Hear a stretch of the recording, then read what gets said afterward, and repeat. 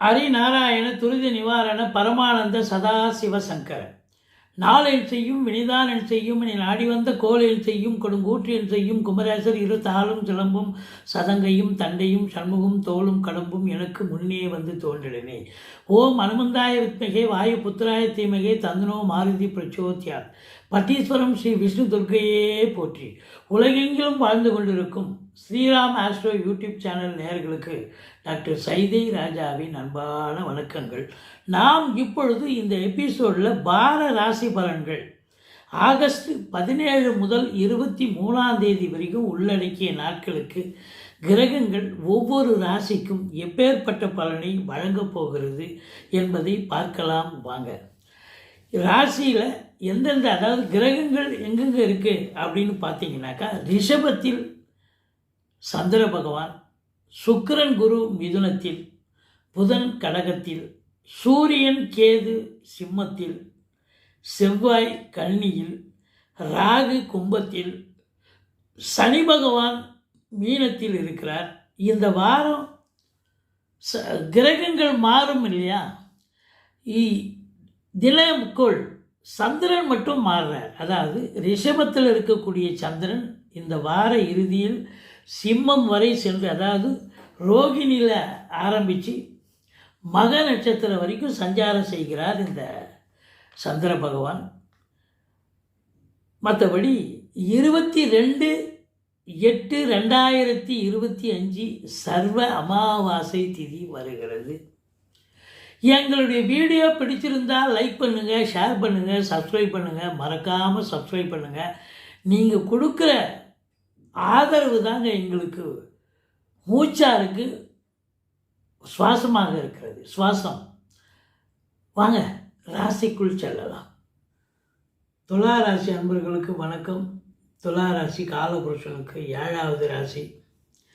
சுக்கிர பகவான் ஆட்சி பெறும் வீடு இப்பொழுது ராசிக்கு 9ஆம் இடத்தில் குருவோடு இணைந்திருக்கார் மிதுனத்தில். அங்கிருந்து குரு ராசியை பார்க்குறார். இந்த ராசியில் என்னென்ன நட்சத்திரங்கள் இருக்குது அப்படின்னு பார்த்தீங்கன்னா, சித்திரை 3-4 பாதங்கள், சுவாதி விசாகம் 1-2-3 பாதங்கள் உள்ளடக்கிய ராசிநாதன் 9ஆம் இடத்துல பாக்கியஸ்தானத்தில் இருக்கிறது ரொம்ப ரொம்ப சிறப்பு. நல்லவன் நல்ல இடத்துல இருக்கணும், அதான் லாஜிக். நல்ல இடத்துல இருக்கார், அப்போ கௌரவம் புகழ் அந்தஸ்து பாக்கியமாக கிடைக்கும். ஏதாவது ஒரு முயற்சி பண்ணால் அந்த முயற்சி கூட பார்த்திங்கன்னா ஈஸியாக அதை சக்ஸஸ் பண்ணக்கூடிய நிலை ஏற்படும். அது பாக்கியம் இல்லையா, பாக்கியஸ்தானத்தில் போயிட்டார். இப்போ கடன் கேட்குறீங்க, கடன் கேட்குற இடத்துல உடனே கிடச்சிரும்.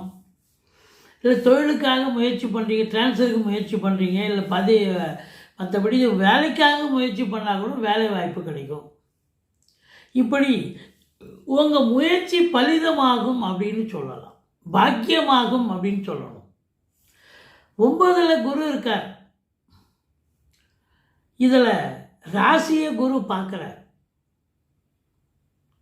இப்போது மற்ற 7ஆம் இடத்து அதிபதி செவ்வாய் 12ல் இருக்கார். 10ஆம் இடத்தில் புதன் இருக்கார். குரு பார்வை கோடி நன்மை. இந்த வார கிரகங்கள் இந்த ராசிக்கு அற்புதமான பலன்களை வாரி வழங்கப் போகிறது அப்படின்னு சொல்லலாம். சிறப்பாக இருக்கும், நல்லா இருக்கும். காலம் கிரகங்கள் கையில், கிரகங்கள் நல்ல நிலையில் இருந்தால், அதுவும் பாக்கியஸ்தானத்தில், அதுவும் தனியாக இருந்தால் பரவாயில்ல, குருவோடு சேர்ந்துருக்காரு. எந்த ஒரு கிரகமும், எந்த கிரகம்லாம் எல்லாம் 9 கிரகமும் இல்லை, நமக்கு தேவைப்படுறது இதில் ராசிநாதன் சுக்கிரன், அவர் குருவோடு இருக்கார். எந்த கிரகமும் குருவோடு இருக்கிறது, குரு பார்க்கறது சிறப்பு. அப்போது கௌரவம் புகழ் அந்தஸ்து செல்வம் செல்வாக்கு தன்னம்பிக்கை ஏற்படக்கூடிய ஒரு அமைப்பு. அது மட்டுமல்ல, உங்களை பொறுத்தவரையிலையும் பார்த்தீங்கன்னாக்கா, தெளிவான சிந்தனை செயல்கள் எண்ணங்கள் ஏற்பட்டு தொழிலில் இன்வால்மெண்ட்டாக ஈடுபட்டு சாதிப்பீங்க. இல்லை உத்தியோகத்தில் இருக்கிறீங்க, எப்பொழுதும் இல்லாத அளவுக்கு இப்போது உங்களுடைய முயற்சி பெரிய லெவலுக்கு சக்ஸஸ் ஆகி மேலிடத்தில் பாராட்டினை பெறக்கூடிய தருணமாக அமையும். 2ஆம் இடத்து அதிபதி 2க்கும் 7க்கும் ஆதிபத்தியம் பெற்றவன் 12ஆம் இடத்தில் இருக்கார். நல்ல வருமானம் வரப்போகுது, நல்ல சம்பாதிக்க போகிறீங்க. ஆனால் குடும்பத்தில் செலவினங்கள் ஏற்படும். அது சுப செலவாக கூட இருக்கும் கண்டிப்பாக. மற்றபடி உங்களுக்கு 3ஆம் இடத்தை குரு பார்க்கிறார். முயற்சி ஸ்தானத்தை குரு பார்த்தா முயற்சி கண்டிப்பாக சக்ஸஸ் ஆகும். இளைய சகோதர சகோதரிகளால் அனுகூலம் உண்டு. இப்போ பரஸ்பரம் அவங்க வீட்டுக்கு நீங்கள் போக, உங்கள் வீட்டுக்கு அவங்க வர, ஒத்துமையாக இருப்பீங்க. குறுகிய கால, அதாவது குறுகிய தூர பயணம் ஒரு சிலருக்கு ஏற்படும். அது உங்களுக்கு அனுகூலத்தை தருமா, பெரிய லெவலில் சக்ஸஸ் ஆகும். எதுக்கு போகணுன்னு யோசிச்சுட்டு இருப்பீங்க. சரி போயிட்டு தான் அப்புறம் போயிட்டு வந்தால் நல்ல ஒரு லாபத்தை பார்க்கக்கூடிய, அனுகூலத்தை பார்க்கக்கூடிய ஒரு தருணமாக மாறும். மற்றபடி 5ல் ராகு இருக்கப்படாது. பூர்வீகத்தில் பிரச்சனை பண்ணும், சந்தோஷத்தை குறைவு ஏற்படுத்தும், மன சஞ்சலம் ஏற்படும் அப்படின்னு சொல்லணும். ஆனால் குரு பார்வையில் இருக்கார். அப்போ 5ஆம் இடத்தை குரு பார்க்கிறார், 5ல் இருக்கக்கூடிய ராகுவை பார்க்கிறார். ஒரு 8 வருஷம் 10 வருஷமாக குழந்தை பாக்கியம் இல்லைங்க, அதுக்காக நாங்கள் மருத்துவத்தின் உதவியோடு நாங்கள் ட்ரை பண்ணிகிட்ருக்கோம், மருந்து மாத்திரை சாப்பிட்டுட்ருக்கோம் அப்படின்னு சொல்கிறவங்களுக்கு இந்த வாரம் அவங்களுக்கு நல்ல ரிப்போர்ட் கிடைக்க போகுது.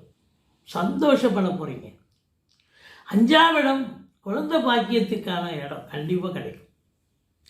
சீட்டாட்ட, race, lottery, speculation, online business, share market போன்றவற்றில் ஈடுபாடு காட்டுபவர்களுக்கு உன்னதமான ஒரு வாரம். மொத்தத்தில் நீங்கள் சந்தோஷத்துக்கு அளவு கிடையாது. நிச்சயமாக ரொம்ப சந்தோஷமாக இருக்க போகிறீங்க துலா ராசியில் பிறந்தவங்க. 5ஆம் இடம்னா சந்தோஷம் எப்படிங்க வரும்? ஒரு லீவு நாள் வருது, 2 நாள் எங்கேயாவது வெளியில் டூர் போகலாம், கோயில் குளங்களுக்கு போகலாம், வயசுக்கு தகுந்த மாதிரி தான். ஒரு சினிமா ட்ராமா போகிறது, இல்லை வேறு எங்கேயாவது இன்ப சுற்றுலான்ற பேரில் போகலாம், இல்லை ஆன்மீக சுற்றுலான்ற பேரில் போகலாம். ஏதோ ஒரு நிச்சயமாக ஒரு பயணப்பட்டு அதில் கிடைக்கக்கூடிய ஒரு சந்தோஷம் இருக்க, அது வேற. இந்த சனி பகவான் உங்களுக்கு 6ஆம் இடத்தில் இருந்தாலும் அவர் வக்ரகதியில் இருப்பதால் 5ல் இருப்பதாக ஒரு ஐதீகம். பிள்ளைகளுக்கு இடர்பாடுகள் வரலாம், பூர்வீக சொத்துல பிரச்சனைகள் வரலாம், கொஞ்சம் எச்சரிக்கையாக இருந்துக்குங்க. குலதெய்வ வழிபாடு பண்ணுங்க, அதுதான் ரொம்ப முக்கியம். மற்றபடி 7ஆம் வீட்டு அதிபதி 12ல் இருந்தாலும் 8ஆம் பார்வையாக 7ஆம் வீட்டை பார்க்குறார். இப்போ வாழ்க்கை துணை அல்லது மனைவியால் நிச்சயமாக ஒரு ஆதரவு, நல்லது நடக்கக்கூடிய ஒரு அமைப்பு. நண்பர்களால் நல்லது நடக்கும். நண்பர்கள் வட்டாரம் ஏதோ வருவாங்க, ஏதாவது செய்கிறனுவாங்க, கண்டிப்பாக அவங்க செய்கிறது உண்மையிலேயே சக்ஸஸ் ஆகும். உங்களுக்கு சமூகத்தில் பேரு புகழ் அந்தஸ்து உயர்வடையக்கூடிய ஒரு காலம். மற்றபடி 8ஆம் வீட்டை சனி பார்க்கிறார். 8ஆம் இடம் அசிங்கம், அவமானத்தை தரக்கூடிய இடம். ரொம்ப விழிப்புணர்ச்சியாக இருக்கணுங்க. ஒரு சில நீங்கள் ஒரு ட்ராவல் போகிறீங்க, ஏதாவது ஒரு பொருளை மிஸ் பண்ணலாம், நீங்களே மிஸ் பண்ணலாம், இல்லை உங்கள்கிட்ட இருந்து யாராவது பிடிங்கிட்டு போகலாம், களவாடப்படலாம். அது கேஷ் ரொக்கமாக இருக்கலாம், இல்லை வேறு ஏதாவது நிலை பொருட்களாக இருக்கலாம். அதனால் இருந்த போதிலும் உங்களை பொறுத்தவரையிலையும் 8ஆம் இடத்தை சனி பார்ப்பது உங்களுக்கு மறதி ஏற்பட்டு, அதாவது இப்போ இபி பில்லு கட்டாமல் போகலாம், இல்லை அது மாதிரி இஎம்ஐ பேங்க்கில் ஒரு இன்ஸ்டால்மெண்ட் கட்ட மறந்துட்டுருப்பீங்க. அதனால் தேதி வந்துடுச்சு அப்படிம்பாங்க, பெனால்ட்டி வருதுன்னுவாங்க, பெனால்ட்டி போடுவாங்க. இப்படி 8ஆம் இடத்தை சனி பார்ப்பது என்பது தேவையில்லாத சில மன உளைச்சல்கள் வரும். சில பேருக்கு பார்த்திங்கன்னா வீட்டில் வயசானவங்களுக்கு உடம்பு முடியாமல் போய் அதில் கூட செலவு வைக்கும். 8ஆம் இடங்கிறதுக்கு ருணரோக சத்துருஸ்தானத்தோடு எடுத்துக்கலாம். அதாவது 6ஆம் இடம் நோய், 8ஆம் இடம் என்பது தீராத நோய், தீராத இப்போ மல்டிபிள் டிசீஸ். 8ஆம் இடம் பலதரப்பட்ட நோய். அவருக்கு இப்போ எல்லாம் இருக்குப்பா. அவருக்கு பொறுத்த டிபி இருக்குது, ஆஸ்மா இது கேன்சர் இருக்குது அப்படின்ற மாதிரி எல்லாம் படிப்படியாக சொல்லுவாங்க சில பேர் பார்த்தீங்கன்னா. அதுபோல் மல்டிபிள் டிசீஸ் இருந்ததுன்னு சொன்னால் அவங்களுக்கு என்ன பண்ணும் பாவம், ஹாஸ்பிட்டலே கதின்னு இருக்க வேண்டியது. அப்போ அவங்க பொறுத்த வரலையும் உங்களுக்கு இந்த 8ஆம் இடம் சனி பார்வையில் இருக்கிறதுனால மறதி ஏற்படும். இந்த மறதியால் குடுக்கல் வாங்கலில் பிரச்சனை வரும். யாருக்கோ தரணும்னு சொல்லி வாக்கு கொடுத்துருப்பீங்க, கொடுக்க மறந்துடுவீங்க. அவங்க நேரில் திட்டிட்டு போவார், வாங்கிட்டு போவார். அப்படி நடக்கும்.